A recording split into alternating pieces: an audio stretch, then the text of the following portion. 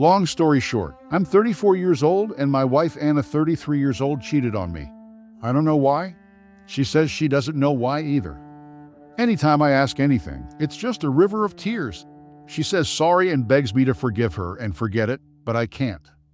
But leaving hasn't been easy either. We have 2 boys together. She's my high school sweetheart. Our families are longtime friends and are still tight with each other. They've all urged me to stay for the kids, to forgive her since it was one time, to not give up all the good because of one bad. But the worst part is she's pregnant. I found out about the pregnancy from my mother as I had her blocked and wasn't living in the same house anymore. I demanded a paternity test. She readily agreed and swore she'd get rid of the child if it's not mine. She said nothing but curse words for her affair partner. But then, all she's done since getting caught didn't confess is curse the guy and herself and cry. She's threatened to end herself. All she does is hug the boys and cry. I'm waiting on the results. I'll divorce her anyway, but she says the baby is for sure mine. That she slept with him once, whereas we've been intimate pretty much every night the duration of her affair. It lasted 2 months, I think. They met, talked, and slept only once, if I'm to believe her.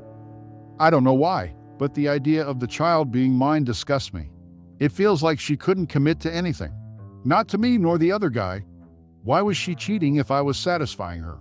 How is it that she wanted to talk about her feelings with some random man but not me? How is she sharing her deepest thoughts and feelings with this guy and being with me at once? How does that even work? I've always thought cheating was because you weren't being fulfilled by your partner at home. I've read all these stories of wives leaving their kids, denying affections to their husbands, making jokes at the husband's expense, ruining the men financially, etc. She's done nothing of that sort. She's still the best mother I could have hoped for my sons. They love her more than they love me, I know. She was still the same loving and giving woman I fell for while she was being with the other guy. I saw her text the one she hadn't deleted, and every other text is, "I love my husband." I don't understand. I can't make heads or tails of this situation. If I did give her a baby, am I expected to forget and move back in? What if I can't do that? It's easy hating the child now because that might be her apps. But what if it's mine and I still hate it? I genuinely don't know how to be without her. Our entire lives are interwoven. Some days I want to go back to the blissful ignorance I was living in. The DNA report takes a week, I believe. It's been 3 days. My sister, she visits Anna regularly. I'm angry about that too because she's only visited me twice. Says my wife just looks at our wedding photos and cries. We have a whole junkyard collection worth of pictures and memories. She begged me to go see her once. I am clueless of how to proceed. It would have been so much easier if she had been a horrible woman for those 2 months that I could begin to look back and hate. But I can't. Life had been as normal and sweet as ever. I don't even have a bad memory of her I can use to hate her. Our last big fight before this, I can't even remember. I'm going to see her and my boys tomorrow. I think I'll ask for DNA tests on them too. I know they're mine, but you never know. Maybe I'll do it just to hurt her. Maybe I'll find something and I'll just hurt myself more. But that feels so unfair to the boys. Just how do I make sense of this? Edit. I called her. She was crying again but agreed to meet with me.